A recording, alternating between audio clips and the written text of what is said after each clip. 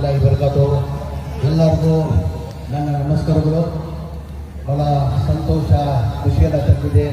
ಪ್ರತಿ ವರ್ಷ ನನ್ನ ಆತ್ಮೀಯರು, ನಮ್ಮ ಪಕ್ಷದ ಮುಖಂಡು, ನಮ್ಮ ನೆಚ್ಚಿನ MLA ಆದಂಥ ಹಾರಿಸ್ ಸಾಹೇಬರು ಪ್ರತಿ ವರ್ಷ ಇಫ್ತಿಯಾರ್ ಕೂಟನ ಹಮ್ಮಿಕೊಂಡು ಬರ್ತಾರೆ.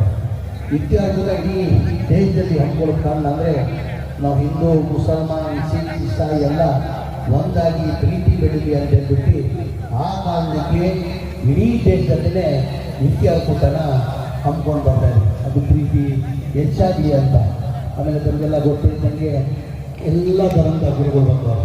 ನಮ್ಮ ಕ್ರಿಶ್ಚಿಯನ್ ಸಮಾಜ ಗುರುಗಳು ಬಂದವರೆ, ಸ್ವಾಮೀಜಿ ಬಂದವರೆ, ನಮ್ಮ ಸಮಾಜ ಗುರುಗಳು ಬಂದರೆ ಇಡೀ ದೇಶದಲ್ಲಿ ಪ್ರತಿ ಇಫ್ತಿಯಾರ್ ಕೂಟ ಮಾಡೋದು ಹಿನ್ನೆಲೆ ಏನಂದರೆ ನಾವು ಪ್ರೀತಿಯಿಂದ ಮಾಡಬೇಕು, ನಾವೆಲ್ಲ ಒಂದಾಗಬೇಕು. ಒಂದಂತ ತೋರ್ಸೋಕ್ಕೆ ಈ ಇಫ್ತಿಯಾರ್ ಕೂಟನ ನಾವು ಹಮ್ಮಿಕೊಳ್ಳೋದು.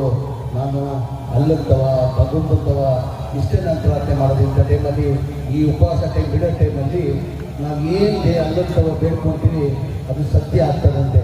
ನಾನು ಅಲ್ಲಂತವ ಇಷ್ಟೇ ಬೇಡ್ಕೊಳ್ಳೋದು. ಈ ದೇಶದಲ್ಲಿ ನಾವು ಹಿಂದೂ, ಮುಸ್ಲಿಂ, ಸಿಖ್, ಇಸಾಯಿ ಎಲ್ಲ ನಾವು ಪ್ರೀತಿಯಾಗಿ ಮಾಡಬೇಕಂತ ನಾವು ಅಲ್ಲಂತವ ಕೇಳ್ಕೊಂಡು ಇನ್ನೂ ಹಾರಿಸ್ ಸಾಹೇಬರು ಏನು ಸೇವೆಯನ್ನು ಸಲ್ಲಿಸ್ತಾ ಇದ್ದಾರೆ, ಇನ್ನೂ ಹೆಚ್ಚಿನ ಶಕ್ತಿ ಸೇವೆ ಸಲ್ಲಿಸೋ ಶಕ್ತಿ ಕೊಡಲಿ ಅಂತ ಆ ಅಲ್ಲಂತವ ದೇವರ ಪ್ರಾರ್ಥನೆ ಮಾಡಿ ನಿಮಗೆಲ್ಲ ಒಳ್ಳೆಯದಾಗಲಿ ಅಂತ ನಾನು ಅಲ್ಲಂತ ಪ್ರಾರ್ಥನೆ. ತುಂಬ ಧನ್ಯವಾದ.